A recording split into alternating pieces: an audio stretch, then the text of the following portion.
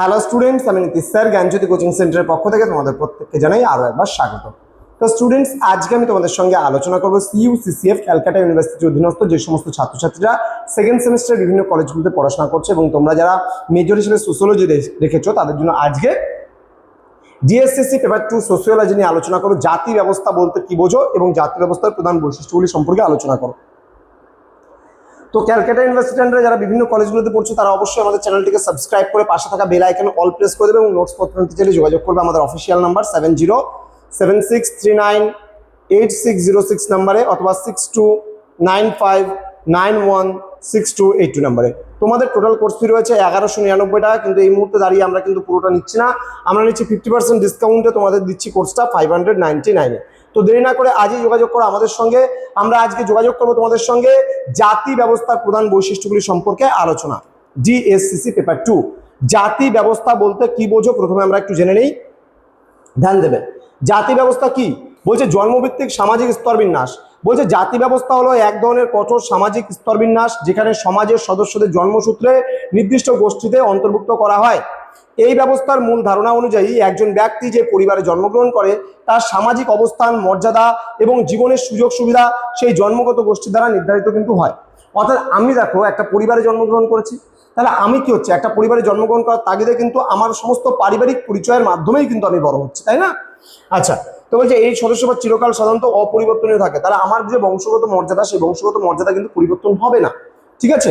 সেটা অপরিবর্তন হবে। মানে আমি যে জাতির, মনে করো আমার নাম হচ্ছে নীতিশ পল, এবার আমি যে পাল, অর্থাৎ আমি এটা জন্মসূত্রে পেয়েছি এই যে পাল টাইটেলটা, অর্থাৎ আমার পূর্বপুরুষরা মাটির জিনিসপত্র বানাতেন, তাহলে আমি আজকে হয়তো টিচিং প্রফেশনের সাথে যুক্ত আছি, কিন্তু আমার পূর্বপুরুষরা কিন্তু এই মাটির জিনিসপত্র বানাতো, অর্থাৎ কুমোর, ঠিক আছে? এই কুমোর ছিল আমাদের কিন্তু মানে প্রাচীন প্রফেশন। তাহলে আমরা কুম্ভকার জাতির মধ্যে কিন্তু পড়ছি। তাহলে কুম্ভকার বলতে যারা মৃৎ পাত্র নির্মাণ করে, মাটির পাত্র নির্মাণ করে, তাহলে এটাকে কিন্তু আমি পরিবর্তন করতে পারবো না। আমার যে সারনেম আছে পাল, সেই পাল দেখলেই কিন্তু লোকে বুঝে যাবে যে আমি কিন্তু কুম্ভকারের, মানে আমার বংশে কুম্ভকারের কাজ করা হতো, ঠিক আছে? ওকে, জাতি ব্যবস্থার বৈশিষ্ট্যগুলো আমরা একটু জেনে নেব। প্রথমে বলছে বংশানুক্রমিক পেশা, যেমন পূর্বপুরুষের ধারা প্রতিটি জাতির জন্য একটি সুনির্দিষ্ট পেশা নির্ধারিত ছিল এবং ব্যক্তিরা সাধারণত তাদের পূর্বপুরুষদের পেশায় অনুসরণ করতো। তাহলে যারা এই যে মাটির পাত্র, চাকার মধ্যে মাটির পাত্র যারা নির্মাণ করছে, এবার ইনি যদি মাটির পাত্র নির্মাণ করেন, ইনার সন্তান সন্ততিরাও কিন্তু সেই সময় মাটির পাত্রই নির্মাণ করতো। এখানে কিছু মাটির জিনিস বানানো আছে দেখো। এবার যে বর্ণভিত্তিক ভূমিকা, ব্রাহ্মণরা যেমন পূজা ও শিক্ষা করতে মানে অর্জন করতো, তাহলে ব্রাহ্মণের ছেলেরা সেই কাজই করবে। দেন ক্ষত্রিয়রা দেশ শাসন ও যুদ্ধ করতো, দেশ রক্ষা করতো, তাহলে তাদের সন্তান সন্ততি হলেও সেটাই করবে। বৈশ্যরা যেমন কি করতো, ব্যবসা বাণিজ্য করতো এবং শূদ্ররা কায়িক শ্রমে নিয়োজিত থাকতো, তাহলে পরবর্তীকালে তাদের সন্তান সন্ততিও কিন্তু সেভাবেই কাজটা করবেন। দেন পেশা পরিবর্তনের বাধা, পেশাগত বিভাজন সম্পূর্ণভাবে জন্মসূত্রে নির্ধারিত হওয়ায় পেশা পরিবর্তনের সুযোগ কিন্তু সেই সময় ছিল না, সীমিত ছিল বা রুদ্ধ ছিল, বন্ধ ছিল। চাইলেও মানুষ কিন্তু তার পেশাটাকে পরিবর্তন করতে পারতো না। এবার সামাজিক বিভাজন ও বিশুদ্ধতার কথা যদি আমরা বলি, প্রথমত আসবে অনুক্রমিক স্তরবিন্যাস। জাতি ব্যবস্থা একটি কঠোর অনুক্রমিক কাঠামোর ওপর প্রতিষ্ঠিত। এই পিরামিড সদৃশ ব্যবস্থায় ব্রাহ্মণরা ছিল সামাজিক মর্যাদার সর্বশীর্ষে বা সবার উপরে এবং শূদ্ররা অবস্থান করত সর্বনিম্ন স্তরে। প্রতিটি জাতির সামাজিক মর্যাদা তার এই নির্দিষ্ট অবস্থানের ওপর কঠোরভাবে কিন্তু নির্ভর করত। দেন বলছে জাতিগত বিশুদ্ধতা এবং অস্পৃশ্যতার কথা।